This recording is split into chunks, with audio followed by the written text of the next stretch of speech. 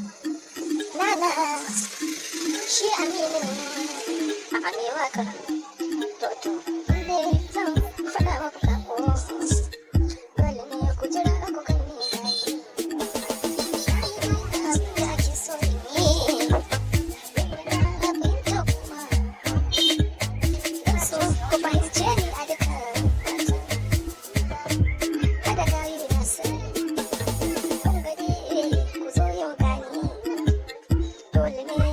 in taka rawar ku inda har zan dan kula ku dole ne abin da nake so zan yi mata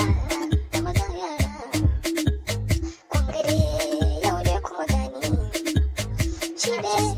da shi baya gani inda soyayya ce kuma na sani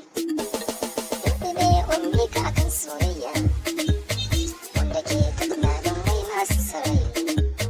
domin an baka labari na shi aminu ba hakan yake ba dole in ma zai faɗi soyayya dole ne sai ya tsaya ya yi nazari dole ne maganar ciki za ta fito dan Allah kar ku ba ni faran so dole ne in bai magana ce zanayi tsare dan ɗauka in ji faɗa ba da son kuka kar ma kar ku fara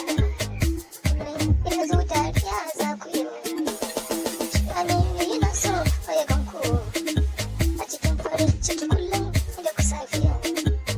har da yamma ya fi so idan kuma hakuna murna wannan haka dole ne shawara gashi zana ba ku ne ku je na fi so ku ɗan tsaya ku ji fita haya gashi nan a gani na kun faɗa kun sani a tunani ga kuna inda hali kun gani ku zo miyo mata da maza ku yi rawa na fi so idan da gurin biki an gani a kuna ta rawa wannan haka ga kunan